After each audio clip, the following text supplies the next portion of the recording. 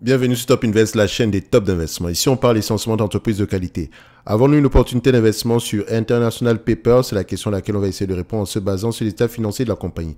Je rappelle que ceci représente uniquement mon point de vue et non un conseil d'investissement. Et comme d'habitude, je me réserve le droit de me tromper. C'est une demande spéciale d'un abonné Top Premium. Je rappelle que le lien vers le service Top Premium est dans la description de la vidéo ainsi que de la Top Newsletter qui est gratuite. Alors, on va rapidement. Première chose, croissance ou stabilité des revenus. Je vois ici qu'on a des revenus en décroissance. Je vois également que nous avons une compagnie qui paraît cyclique. Je vérifie également ici, est-ce que nous avons eu une tendance à faire des acquisitions? Donc, histoire de voir si on a une croissance, voilà, quel type de croissance on peut avoir ici. Alors, je vois ici qu'ici, une entreprise qui fait beaucoup d'acquisitions, mais le revenu ne change presque pas. Donc, ça veut dire qu'on est sur un business assez mature et c'est de plus en plus compliqué. On vérifie également ici, est-ce qu'on a eu tendance ici à vendre certains segments d'activité, si on a l'information, bien sûr. On voit ici, oui, de temps en temps, on en vend, mais bon, c'est pas énorme non plus. So, je vois qu'on a une compagnie assez mature qui paraît cyclique, ok?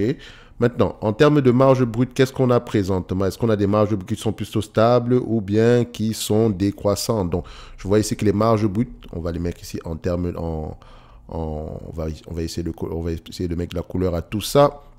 Voilà. So, les marges brutes ici sont plutôt sur les 20 dernières années, nous avons à peu près des marges brutes de 28%. Quand on regarde sur toute la période ici, c'est plutôt 27%, donc plutôt stable. Donc, on a de temps en temps des poussées ici vers le haut. Donc, on peut voir ici que c'est difficile pour cette compagnie, c'est d'avoir du pricing power. Sur les 10 dernières années, attention, on avait des marges de 30%, 2% en moins par rapport à ce qu'on a souvent d'habitude ici. Donc, on est plutôt sur la même chose ici. Donc, il faut faire attention. Ça semble avec une grosse variation ici, mais voilà, je pense que 10, 28, 30%, c'est pas grand-chose non plus. D'accord? Donc, en termes de différence, OK? Parce qu'en termes de millions, de dollars, ici, on peut avoir plusieurs centaines de millions, dépendamment du revenu de la compagnie. Donc, on voit ici que c'est plutôt, ça paraît plutôt un business mature ici. OK? Maintenant, je vais checker la marge brute, les marges EBITDA. Est-ce que les marges EBITDA sont plutôt stables? On constate ici que les marges EBITDA sont, sur les dernières années ici, on a plutôt une décroissance des marges EBITDA, si on prend sur cette période ici. Mais 20 ans, ça fait on a à peu près du 13%. Sur les 10 dernières années, on a à peu près 15%. Actuellement, en date d'aujourd'hui, on se retrouve à 12%. Est-ce que les analystes s'attendent à des marges EBITDA plus élevées dans le futur? On va aller vérifier ça ici. Et déjà, est-ce que c'est un business qui a tendance à être, sur lequel les analystes ont tendance à faire de bonnes prévisions? En termes de bénéfices nets ici, c'est vraiment voilà, 2 tiers du temps, ils ont tendance à avoir raison. En termes de free cash flow ici, on est sur quoi? Nous avons près du 50-50 ici. Là, il faut faire attention par rapport aux estimations sur ce business-ci. OK? On cherche à peu près des entreprises qui sont assez prévisibles. Pour le moment, nous avons une compagnie ici, voilà. On voit ici que l'activité qu'elle mène ici n'est pas du tout facile. OK? So, en termes de net income et free cash flow, on va essayer de voir quel est le niveau de net income et de free cash flow ici, histoire de voir si les deux parlent le même langage. Je compare les deux ici, je me rends compte que les free cash flow ont tendance à être plus élevés que les net income. Je vous ai déjà montré comment est-ce que je pouvais également le voir ici. Donc, vous pouvez prendre les free cash flow comme ça, en médiane. Sur les 20 dernières années, vous avez à peu près 1,3 milliard. OK? Donc, on peut les séparer ici. Hein. Voilà. Donc, on prend les net income à ce niveau-ci. On a à peu près combien? Oh non, c'est pas ça. Voilà. Les net income ont à peu près 860 millions. Sur les 10 dernières années, c'est à peu près 841 millions ici pour les net income en moyenne, en médiane. Donc, et sur les free cash flow, on a à peu près 1,5 milliard. Donc, généralement, si les free cash flow ont tendance à être plus élevés que les net income, peut-être parce qu'il y a beaucoup de dépréciation ici. 1,5 milliard, est-ce que c'est ce qu'on attend dans le futur ici? Donc, je vais essayer également d'aller vérifier ça au niveau des prévisions. Donc, pour les prévisions ici, qu'est-ce qu'on a? On va voir ça rapidement en termes de free cash flow.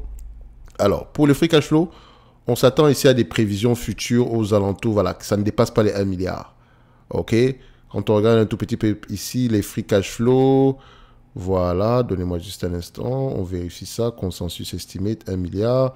Donc, ça c'est operating cash flow à ce niveau-ci, tout ce qui est ici au-dessus. Et free cash flow, c'est tout ce qui est ici. D'accord? Donc, on voit ici que les free cash flow auront tendance à rester aux alentours ici, on aura tendance ici à rester aux alentours des 800 millions par là. Donc d'ici 2025, on s'attend à 800 millions. Donc par rapport à ce qu'on avait connu par le passé, c'est une grosse différence. Essayons de vérifier avec les net income ici, histoire de voir si ce n'est pas une entreprise qui aura tendance à plutôt faire ici de gros investissements temporaires. Donc, parce que les free cash peuvent être impactés par la dépense en capital de croissance. Donc, on vérifie quand même. On voit qu'on est quand même sur la même tendance, d'accord? Et on n'oublie pas que les net income ont tendance, les free cash ont tendance à être plus élevés que les net income. Donc, on s'attend à des difficultés ici sur ce business. OK, si c'est donc le cas, voilà ce que je vais faire, d'accord? En termes de free cash flow ici, qu'est-ce que ça va me donner? Free cash flow. Alors, je prends à peu près ce qui est attendu d'ici 2025, c'est vraiment 50-50, mais remarquez qu'on s'attend à peu près à du 567, 560, 828. Donc, c'est-à-dire que quelqu'un qui va investir sur cette compagnie-ci doit aller se poser les questions de savoir pourquoi est-ce qu'on s'attend à des bénéfices nets, à des free cash flow moins élevés pour les 3 années à venir. Donc, ici, j'ai pris un tout petit peu de guesstimation. OK? Donc, 800 millions, je ne paierai pas plus de 15 fois les bénéfices. Vous pouvez aller vérifier combien de fois le marché paye souvent pour cette compagnie-ci. Je ne pense pas qu'on va dépasser 15 fois les bénéfices sans prendre en considération la dette nette. OK? Ici, en prenant en considération la dette nette, bien sûr. Donc ici, on a à peu près 12 milliards. OK? 12 milliards en termes de capitalisation boursière, moins la dette nette actuelle. Donc on vérifie déjà que la dette nette sur EBITDA, qu'est-ce qu'on a ici comme chiffre? On a à peu près une dette nette sur EBITDA aux alentours de 2 ici. Donc, dette nette en termes de volume, qu'est-ce que ça donne? On a à peu près une dette nette aux alentours de 5 milliards 530. Donc 5 milliards 530 ici, moins 5 milliards 530. On aura à peu près 6 milliards 470. Divisé par le nombre d'actions, est-ce que le nombre d'actions augmente ou diminue? On s'attend à peu près à du 354 millions d'actions. Donc je divise ça par 354 millions d'actions. 354, on obtient à peu près quelque chose en tous les 18 euros l'action. 18 $ l'action plutôt. Donc, si cette compagnie-ci m'intéresse, j'irai l'acheter aux alentours de 18 $ l'action. Évidemment, ça, c'est en prenant en considération la dette. Si je ne prends pas en considération la dette ici, on fera 800 millions multiplié par 10 fois les bénéfices. OK, je préfère le laisser comme ça, 10 fois les bénéfices. Donc, divisé par le nombre d'actions, on a à peu près 354. Ça donne 22 $ l'action ici. Donc, 18, 22, c'est presque le même niveau ici. Donc, c'est-à-dire que si on me distribue la totalité des free cash flow attendus par rapport à la capitalisation boursière actuelle aux alentours de 12 milliards ici, on a un rendement sur coût d'à peu près, on aura un rendement sur coût d'à peu près 6,66%. Donc, pour moi, en date d'aujourd'hui, International Paper, c'est pas intéressant au prix actuel. Attention, attention. Du point de vue dividende, elle a les moyens de payer ce dividende-là, mais on voit déjà ici que le plafond de verre sera aux alentours de 6,6% pour les free cash flow attendus dans le futur. Et je rappelle que les free cash flow actuels moyennes sont à peu près plus élevés. D'accord? Donc, pourquoi est-ce que les analystes sont pessimistes sur ce business-ci? C'est vraiment la question qu'on devrait se poser avant d'y investir sur cette compagnie-ci. OK? Qu'est-ce qu'elle fait précisément? Est-ce qu'elle sera impactée ici? Je ne sais pas moi. On voit International Paper. Qu'est-ce qu'elle fait précisément ici? Est-ce que c'est de l'emballage? Donc, qu'est-ce qu'on constate ici? Container, packaging, est-ce que c'est de l'emballage? Et si c'est International Paper, quel type d'emballage on a ici? Quels sont les marchés finaux, etc. Quel est le problème? Est-ce qu'on a un pricing power, etc. D'accord? Donc, il y a des questions à poser derrière. Je vois ici que c'est du carton. Voilà, e-commerce, c'est beaucoup de consommation au niveau du carton également ici.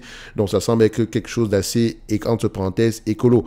Pourquoi donc on s'attendrait à des bénéfices nets moins élevés dans le futur? En tout cas, les prévisions ne sont pas bonnes pour ce business-ci.